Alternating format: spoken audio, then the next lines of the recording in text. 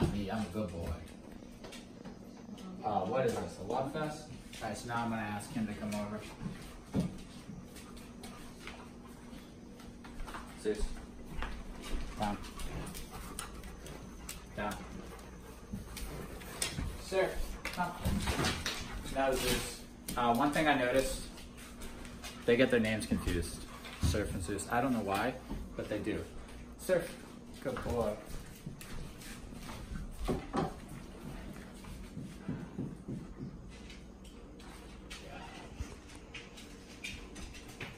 Zeus. Zeus, come. Let's watch the decisions here. No. Good. Sit. No. Did you guys see that right there? Coming in and then turning the head and then kind of getting like this. Right? That looks really gross. Very inappropriate for him to do right now. That little sniff under there, the way he did it, no. Gets him in trouble. You're being perfect about it though. Just ignore it. Him doing it, he might want to snap to get him out of there, right? Or if he does it to him, he's going to want to snap to get him out of there. There's just a certain way to sniff that's polite, and there's a certain way to sniff that's not so polite, and you want to learn the difference between the two. But he's dealing with it well. He did do a little moment though of checking down at him like this, and that's all it takes, and then it can get tense, and then, right? He's telling him to get away. So here's the rule.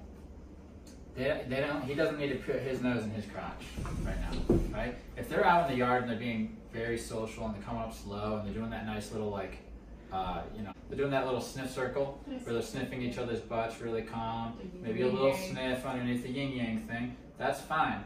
But if one's like trying to use the bathroom or walking or trying to sit and hang out with a human and the other one's just jamming their nose in the crotch, that's a recipe for the dog who's getting sniffed to one nip. And so what happens here is we recognize every little thing that's going on.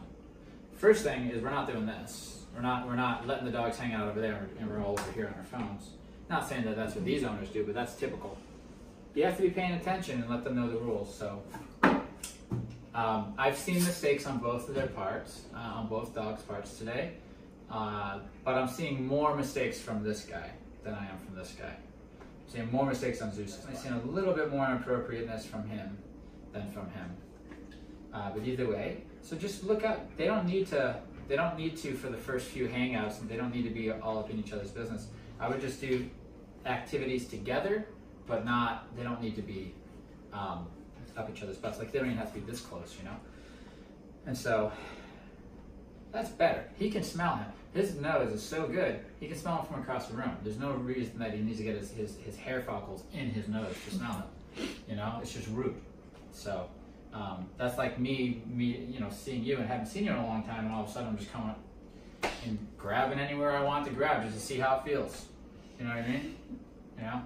So that's rude, and you need to see that as it being rude because your dog does.